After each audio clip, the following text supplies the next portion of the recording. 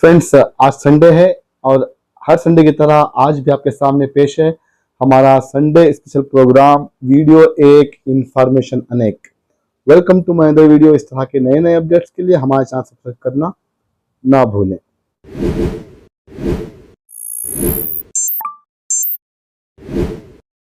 तो फ्रेंड्स, चलिए वीडियो शुरू करते हैं। पिछले हफ्ते जो है ईद होने की वजह से ये वीडियो बना नहीं सका। इसके लिए जो है आज बहुत सारे सवाल किए गए हैं हर एक टॉपिक पर। तो देखते हैं मेजॉरिटी किन सवालात को यहाँ पर पूछा गया है। वन बाय वन मैं आपका डाउट क्लियर करने की कोशिश करूँगा। तो फ्रेंड्स, यहाँ पर सबसे पहले सवाल आया हुआ है, सर क्या SIR कर्नाटक में अप्रैल से शुरू होगा, जबकि कर्नाटक में दो दो जगहों पर इलेक्शन है, क्या इससे पहले होगा या इसके बाद होगा? देखिए, SIR प्रोसेस जो है सेंट्रल गवर्नमेंट हैंडल कर रही है।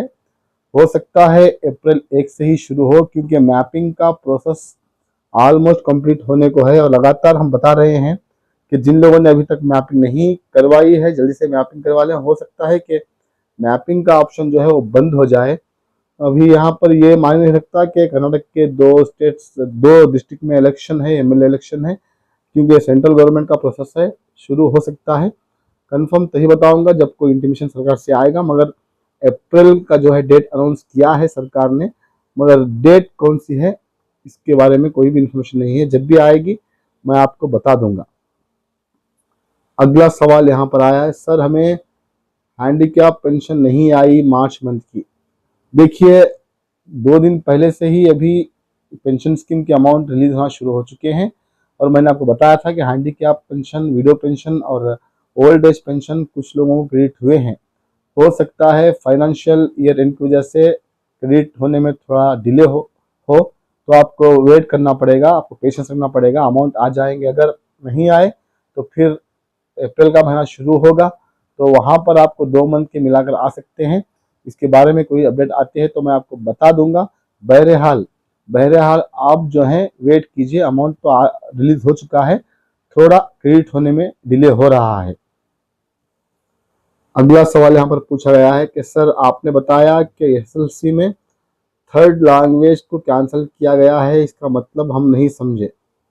शायद आपने हमारा वीडियो पूरा नहीं देखा। हमने वहाँ पर क्लियरली आपको बताया है कि थर्ड लैंग्वेज कैंसिल नहीं हुई है, सब्जेक्ट रहेगा, एग्जाम भी चलेगा, मगर जो मार्क काउंट किए जाते थे इससे पहले थर्ड लैंग्वेज के, चाहे वो इंग्लिश हो, उर्दू हो, हिंदी हो, मराठी हो, मलयालम हो, जो भी थर्ड लैंग्वेज है, जो मार्क्स काउंट होते थे वो मार्क्स काउंट नहीं किए जाएंगे। उसकी जगह जो है ABCD 4 ग्रेड्स दिए जाएंगे। तो यहाँ पर उस सब्जेक्ट में फेल और पास का कोई भी मामला नहीं है। अगर बच्चे ने कम मार्क्स लिए भी तो फेल नहीं हो सकता, क्योंकि वहाँ पर जो है थर्ड लैंग्वेज का जो एग्ज़ाम है वो चलेगा। बच्चे को must and should exam attend करना पड़ेगा, मगर वहाँ पर उसके मार्क्स जो 100 होते थे वो काउंट नहीं होंगे। उसके बजाय जो है 4 जो ग्रेड्स दिए गए हैं ABCD, वो ग्रेड्स अलॉट होगा और कुल मार्क्स 625 की जगह 525 रहेंगे, यानी 100 मार्क्स कम रहेंगे। और रिमाइनिंग जो परसेंटेज है वो जो है सेम 525 के हिसाब से निकाला जाएगा। तो यहाँ पर ऐसा नहीं है कि थर्ड लैंग्वेज कैंसिल ही कर दिया, ऐसा नहीं है। तो इसके बारे में आपकी राय मैंने पूछी थी, मगर कई सारे लोगों ने यहाँ पर बताया है कि ये सरकार का एक रॉन्ग डिसीजन है, क्योंकि बच्चे ऑलरेडी प्रिपेयर हुए थे। अगर इस तरह से करना था तो इससे पहले ही इंटीमेशन देते, ताकि बच्चे उस सब्जेक्ट के वास्ते प्रिपेयर ना होते और बच्चों का वक्त बच जाता और उस वक्त में स्टूडेंट्स जो है दूसरे सब्जेक्ट्स के लिए प्रिपेयर होते। तो यहाँ पर कई सारे लोगों ने मेरे इस वीडियो पर कमेंट किया है कि एक डिसीजन जो है ये एक सही नहीं है, क्योंकि अब फॉर एग्जांपल हम कर्नाटक के हैं। अब यहाँ कर्नाटक में जो है कन्नड़ा लैंग्वेज ज़्यादा बोली जाती है, उसके बाद हमारी जो मदर टंग होती है वो बोली जाती है, साथ में इंग्लिश बोली जाती है। अब कई सारे बच्चों की जो नॉन मुस्लिम्स हैं या कोई और कास्ट के हैं, उन्हें जो है कन्नड़ा इंग्लिश आ जाती है, मगर हिंदी जिनकी थर्ड लैंग्वेज है उनको परेशानी हो सकती है। ये कई सारे लोगों ने मुझे बताया है फ़ोन के ज़रिए से, मैसेज के ज़रिए से, कमेंट के ज़रिए से, कि अगर कोई कर्नाटक वाले को अगर आउट ऑफ महीने मतलब आउट ऑफ स्टेट में कोई जॉब मिले, कोई काम मिले, तो वहाँ हिंदी का होना बेहद ज़रूरी है। तो अगर हिंदी में बच्चा इंटरेस्ट से नहीं पढ़ेगा, नहीं सीखेगा, तो वहाँ पर उसे प्रॉब्लम हो सकती है, अगर आउट ऑफ स्टेट वो कहीं पर जॉब के लिए गया हो या कहीं पर कोई काम की वजह से गया हो।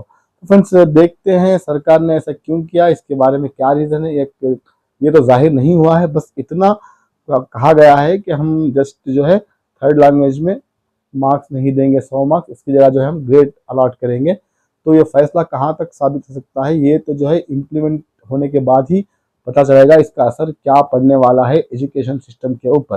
तो फ्रेंड्स इसके बारे में अगर आपकी राय है तो प्लीज़ हमें कमेंट करके बताइए कि सरकार का फैसला सही है या नहीं, क्या इससे स्टूडेंट्स को कुछ बेनिफिट होगा या लॉस होगा।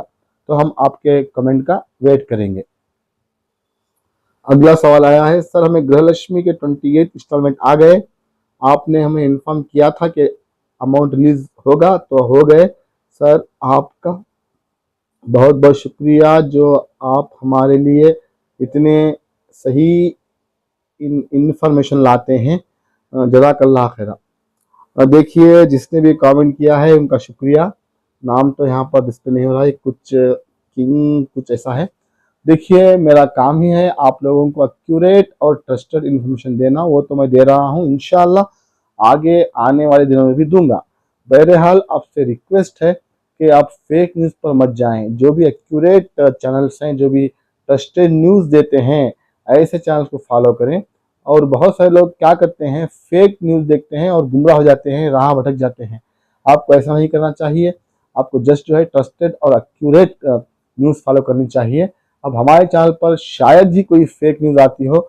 जब से मैंने चैनल ओपन किया है तब से लेकर अब तक, और जब से मैंने फेसबुक पेज ओपन किया है जब से लेकर अब तक, मेरे चैनल पर मैंने कोई भी फेक न्यूज़ नहीं दी। ये मैं फ़ख्र के साथ कहता हूँ। और मुझे खुशी है कि मेरी जो इन्फॉर्मेशन है वो आप लोगों को हेल्प होती है, उससे आप खुश होते हैं, आप उससे जो है फ़ायदा उठाते हैं, आपको हमारी इन्फॉर्मेशन मददगार साबित होती है। तो ये जो हमारे चैनल का डेवलपमेंट है पिछले एक 8-9 महीने से माशाल्लाह बहुत अच्छा डेवलपमेंट है, बहुत जल्दी हमारे सब्सक्राइबर बढ़ रहे हैं और हमारे वीडियोस बहुत सारे यहाँ पर शेयर हो रहे हैं। ये आप सबकी मोहब्बत है, कोऑपरेशन है, सपोर्ट है, दुआएं हैं। इसी तरह हमारा साथ दीजिए ताकि आपका ये चैनल खान ज़हीर सर जो है और आगे बढ़े और आपको जो है अच्छे अच्छे एक्यूरेट और ट्रस्टेड इंफॉर्मेशन ऐन वक्त पर मिले। अगला सवाल आया है, सर क्या योजना स्कीम 2 साल के बाद बंद होगी? हाँ देखिए मैंने आज सुबह में ही आपको बताया है कि योजना स्कीम किसकी बंद होने वाली है। यानी अगर आपने रजिस्टर करके 2 साल तक इसका प्रॉफिट लिया, इसका बेनिफिट लिया और आपके 2 साल मुकम्मल हो गए, तो 2 साल के बाद आपको इस स्कीम का फ़ायदा नहीं मिलेगा, आपको इस स्कीम के पैसे नहीं मिलेंगे। खुद सिद्धामा सर ने ही ये अनाउंस किया है कि अगर 2 साल कंप्लीट हो गए हैं योजना बेनिफिशियरीज को पैसे लेते हुए या इसका फ़ायदा उठाते हुए इस स्कीम का, तो उनकी स्कीम का जो है अमाउंट नहीं आएगा, उन्हें जो है कोई भी प्रॉफिट नहीं मिलेगा इस स्कीम के। इसकी वजह यह है कि 2 साल के बाद अब जो है उन्हें जॉब मिल सकता है या हायर स्टडीज़ के लिए जा सकते हैं, क्योंकि हमने ये स्कीम बनाई है अनएम्प्लॉयमेंट के लिए। अब हो सकता है 2 साल के बाद उन्हें कोई जॉब मिल जाए, कोई प्राइवेट में जॉब मिल जाए, कोई गवर्नमेंट जॉब मिल जाए या कोई हायर स्टडीज़ के लिए चले जाए, इसलिए हम 2 साल तक ही देंगे। तो ये बात तय है, अगर आप 2 साल तक इसका बेनिफिट लिए हैं तो इसके आगे आपको नहीं मिलेगा, और 2 साल नहीं मुकम्मल है तो आपको 2 साल कंप्लीट होने तक ये स्कीम मिलेगी। ये तो खुद कर्नाटका के चीफ मिनिस्टर मोहतरम सिद्धरामैया साहब ने बताया है, मैंने ऑलरेडी आज सुबह को आपको बता दिया है।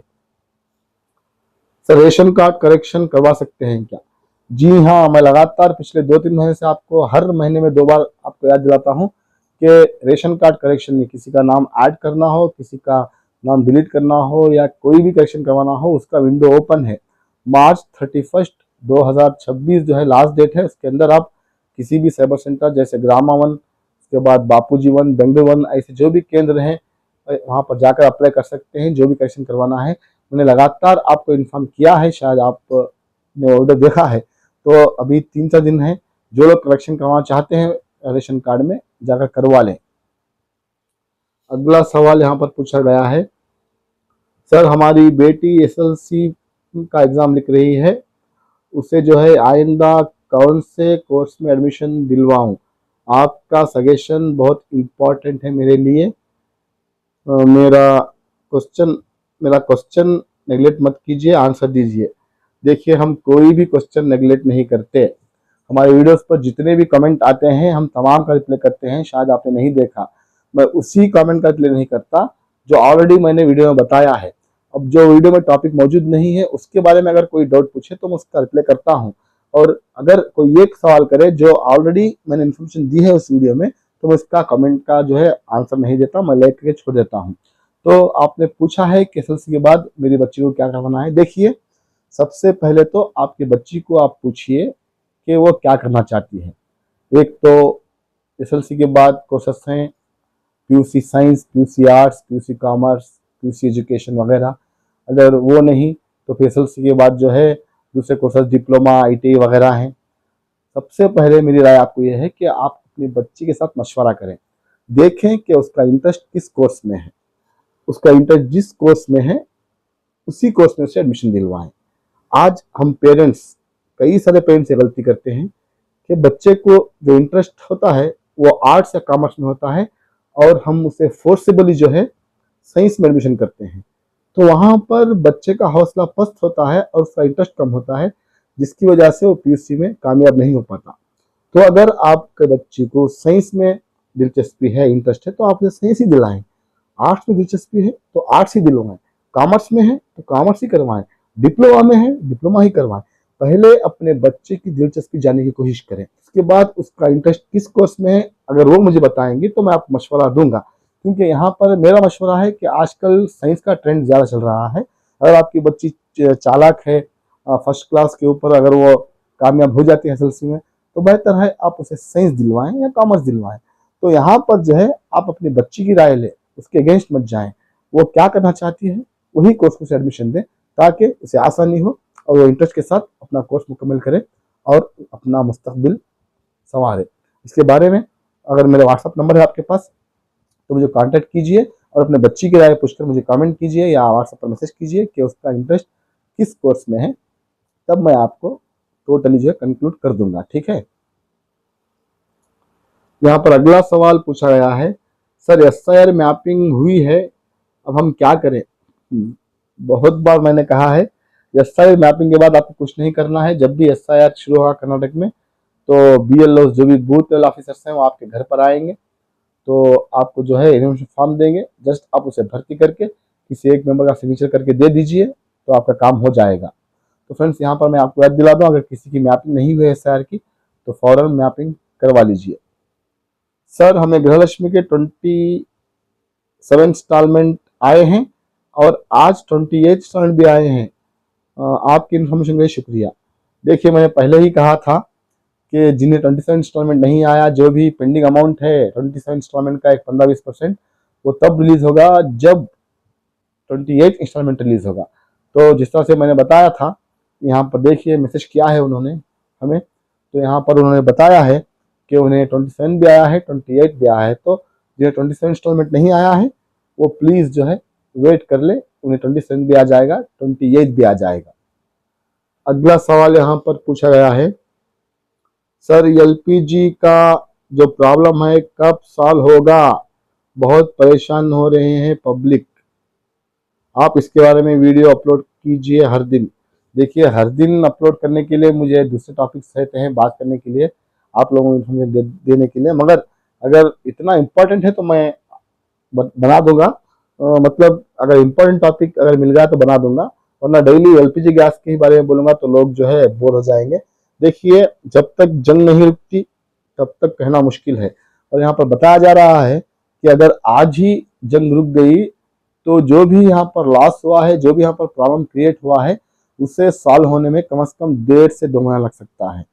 तो इस सूरत हाल में हो सकता है क्रूड ऑयल्स, पेट्रोल, डीजल की भी कीमतें बढ़ जाए, मगर हम ये चाहते हैं कि जल्दी से कुछ सोल्यूशन निकाले सरकार इसका, क्योंकि हर बार पब्लिक को निशाना बनाकर पब्लिक को प्रॉब्लम देना ये सही बात नहीं है।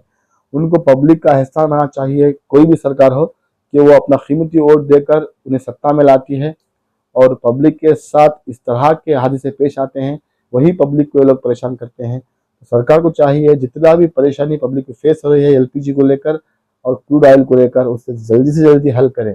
और यहाँ पर कई सारे लोग कर रहे हैं कि लॉकडाउन फिर से होगा, लॉकडाउन फिर से होगा। उसके रिलेटेड क्वेश्चन आया है, देखते हैं। सर, क्या इंडिया में लॉकडाउन होगा फिर से? तो देखिए फ्रेंड्स, यहाँ पर मैंने परसों ही आपका डाउट क्लियर कर दिया था, लॉकडाउन तो नहीं होने वाला। जस्ट हमारे प्राइम मिनिस्टर साहब ने बताया है कि जैसा हम कोरोना में लॉकडाउन में हमने फेस किया था, आने वाले दिनों में अगर ऐसी मुसीबत पेश आई तो हमें सामना करना पड़ेगा। तो देखिए, सरकार का काम है पब्लिक के प्रॉब्लम को सॉल्व करना, और खुद पब्लिक को ही सरकार कह रही है कि आप मैनेज कर ले, आप जो है फेस कर ले। तो यहाँ पर पब्लिक का रोल क्या है, पब्लिक की हैसियत क्या है सरकार के सामने, ये तो आप जान चुके होंगे। क्योंकि हम लोग ही जो है पैसे की खातिर वोट देते हैं, हमारा वोट खरीदा जाता है, और साथ में जो है हम ऐसे डिसीजन लेते हैं, ऐसे सरकार चुनते हैं जो कि पब्लिक के लिए नागवारा साबित होती है। मैं ये नहीं कह रहा कि सरकार नागवारा है, चाहे वो सेंट्रल गवर्नमेंट हो या स्टेट गवर्नमेंट, जो भी गवर्नमेंट हो, हमको इससे मतलब नहीं। हमसे मतलब है कि पब्लिक को परेशानी न दें, पब्लिक को मजहब के नाम पर ना बांटें, पब्लिक को मजहब के नाम पर ना काटें, पब्लिक की परेशानी को दूर करें, पब्लिक की जो भी प्रॉब्लम है उसे दूर करें। हम यही चाहते हैं, कोई भी सरकार हो, बस हमें चाहते हैं कि हमारे मुल्क में अमन हो, हमारे मुल्क में जो भी परेशानी आए पब्लिक को, उससे सरकार जल्द से जल्द दूर करे। बस हम यही चाहते हैं, we want peace in our country. तो फ्रेंड्स, आज के लिए बस इतना ही। वीडियो बहुत लंबा हुआ है, अगले वीक और चंद क्वेश्चन के साथ आपके सामने आऊँगा। इस वीडियो को लाइक और शेयर जरूर करें, और चैनल पर नए हैं, बिना सब्सक्राइब के बगैर देख रहे हैं तो रिक्वेस्ट है कि सब्सक्राइब करके देखें, ताकि हर दिन एक नया इन्फॉर्मेशन आपको अपने घर बैठे हमारे चैनल पर मिलता रहे। मिलते हैं हम अगले वीडियो में एक नए इन्फॉर्मेशन के साथ। तब तक के लिए thank you for watching. Stay safe, stay blessed always.